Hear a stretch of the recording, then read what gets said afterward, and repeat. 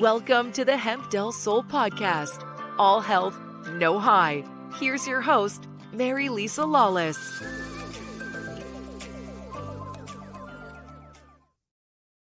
Oh, hello, and welcome everyone to episode number 3 of the Hemp Del Soul podcast. I'm your co-host, Jeremy Wolf, and I am joined by Mary Lisa Lawless, your host. Mary Lisa, always a pleasure seeing you. Always. I'm so happy to be doing these. I feel like I'm becoming more relevant. Yeah, absolutely. In the podcast world.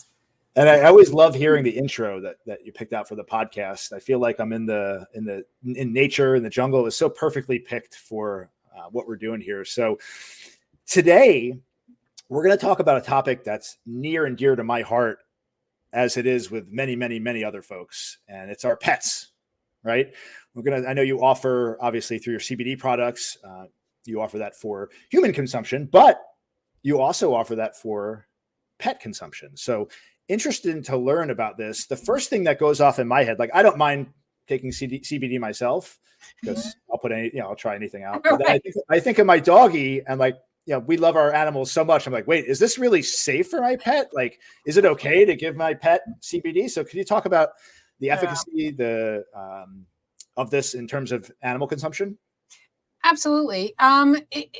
So what the national organization is not approving it. They're telling everybody to just seek their own veterinarian and see what they say for their fur babies and how it may be helpful.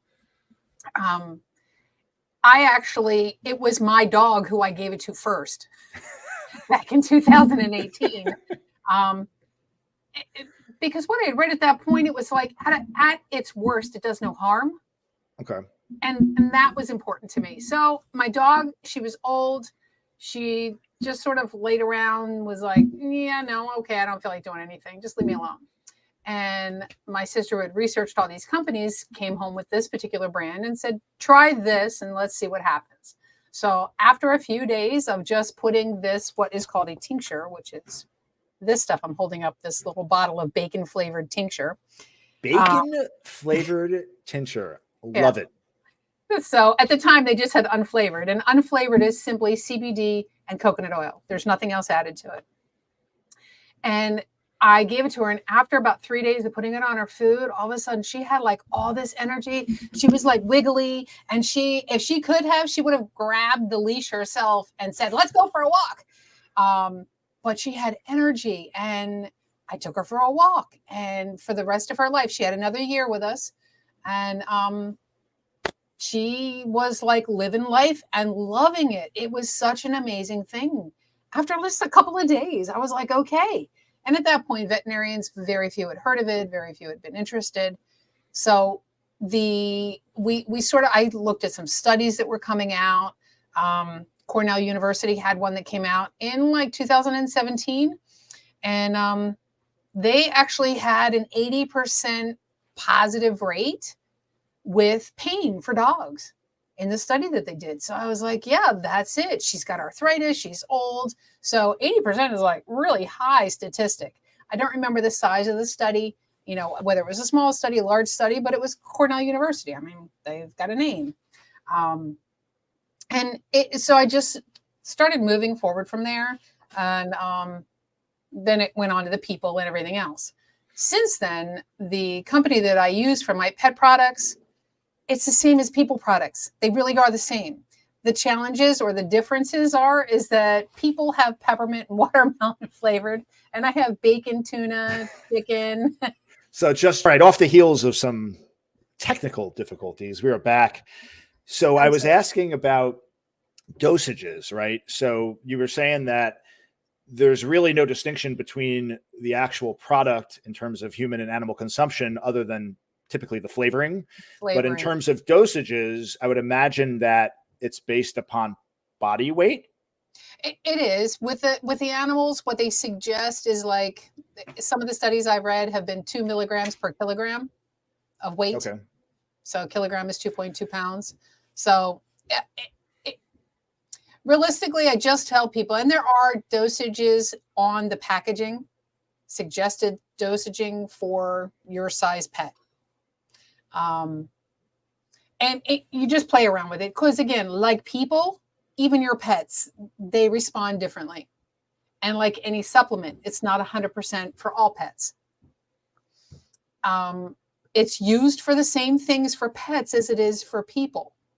Anxiety, the ones that have the lightning fear or the firecrackers and the loud noises. And then the pain, arthritis and pain. There's actually a study that they just did that also came out in Australia that they did on decreasing aggressive behavior in shelter dogs towards people. So I thought that was really fascinating. It was actually different countries that participated, but it was a University of Australia who actually did it. And while it was a smaller study, they found that it actually helped to decrease the aggressive behavior. And obviously they say to take other precautions, but I thought it was an interesting study. So Veritas Farms is the product that I use for pets. I've tried a couple of other companies, but I haven't had as much success. And the Veritas Farms has a joint care chew, which is CBD, but it also has like the glucosamine and the conjointin added to it. And then there's a calming chew. And the calming chew has 10 milligrams of CBD per chew, but it also adds lavender and chamomile and a few other things that are also calming.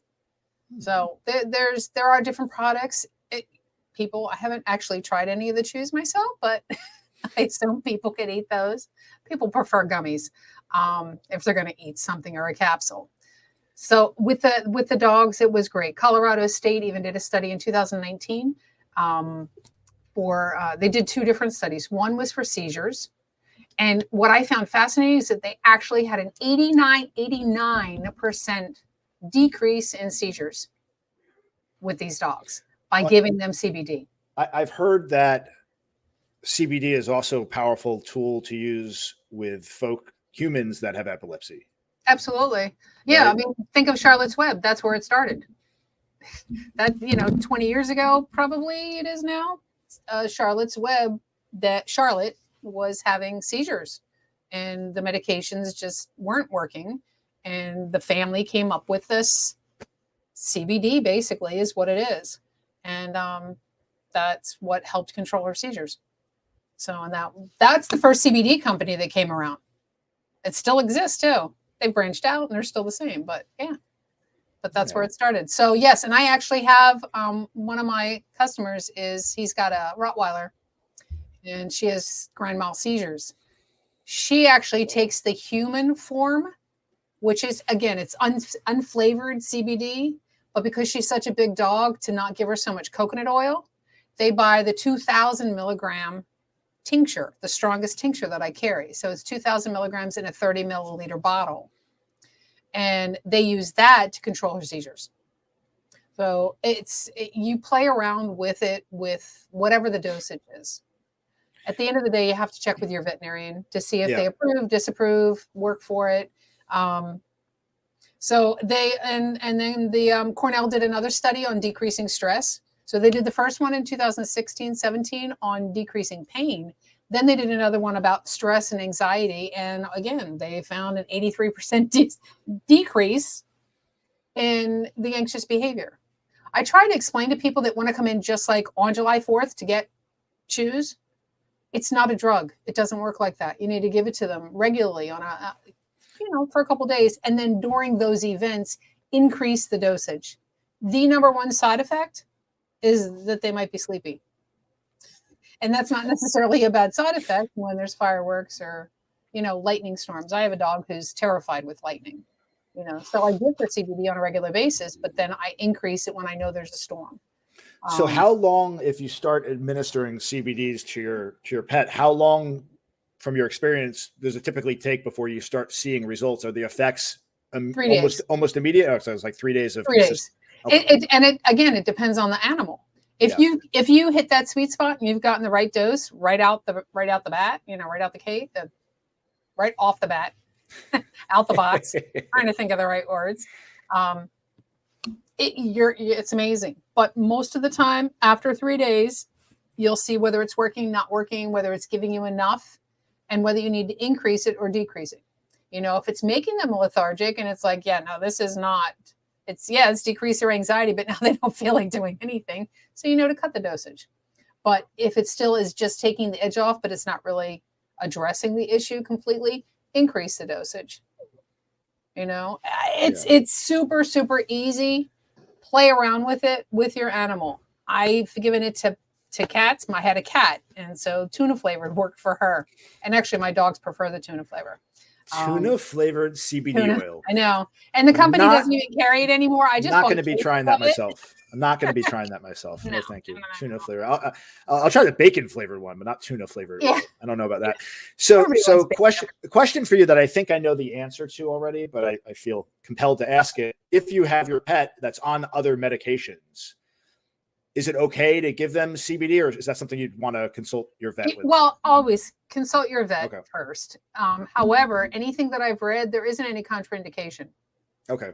If obviously, if your animal is so sick that they've got liver failure or they're kidney failure or they're in those kinds of things, yeah, double check with your doctor before you do anything, before you add anything or take anything away, always. Yeah. Anything that I've read, any study I've read, any of my own research, because that's who I am. I want to research a product before I'm going to sell it, give it, whatever. Everything I have is third-party tested, like my human stuff. And yes, I've seen. So, for instance, the Rottweiler that I've been giving the CBD to, they didn't like the medication. And so she's not on any medication anymore. She just takes the CBD. And so that's been a benefit, because that's also for humans. Humans have come off of their medications. One of the things they give dogs for anxiety is Prozac. That's lovely. Prozac puppies. Yeah. So what we know is that CBD oil increases serotonin, which is the same mechanism that Prozac is doing. So again, it helps with all these things because of the stuff that we know medically that CBD does. None of it's FDA approved. It's all, what a figure shame, out right? what works. I know. Well, it's not a food.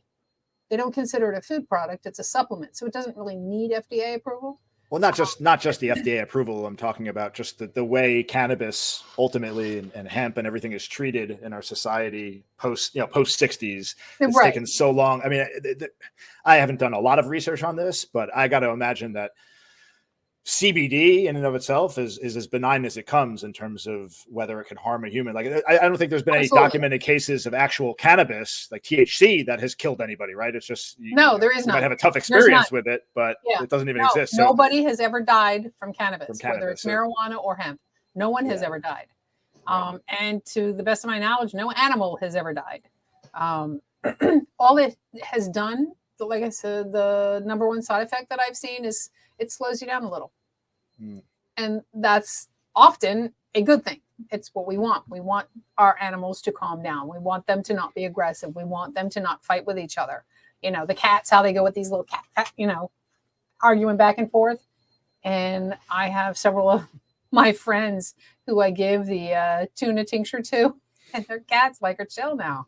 They like people again. It's used for a bunch of different things, but it's the same as what's used for people. It's people and animals. We all experience anxiety on some level. Sometimes we have difficulty with sleep. Sometimes we have difficulty with aches and pains. The CBD is a really awesome natural alternative. And that's where we go. So. All right. Very good. Yeah. Is there anything else you would like to share before we wrap up? I think that you check with your doctors, see what they think, and go for it. My veterinarian is amazing, and he is all for using it. And some vets even sell it in their office. Some do different things. It works for calming their anxiety, especially my roommate works in a cancer center. She's an oncology veterinary nurse, and they give their animals CBD. It helps. It hasn't done anything harmful, and that's the best I can offer. It seems to do no harm. All right. Sounds good. And everyone out there, remember CBD's effects on pets can vary. So it's always crucial to gather information so you can make a best informed decision based on your pet's unique situation. So as we always like to prioritize our pet's safety and well-being, because we love our little fur Fur berries, fur babies. Fur babies. I love my fur berries. I love my fur babies. I love all the furry things. Oh, goodness. Mary Lisa, always a pleasure. Absolutely. We'll see you soon. And, yes, indeed you will. And to all our listeners, thanks for tuning in. And we will catch you next time. Everyone, take care. All right. Bye. Bye.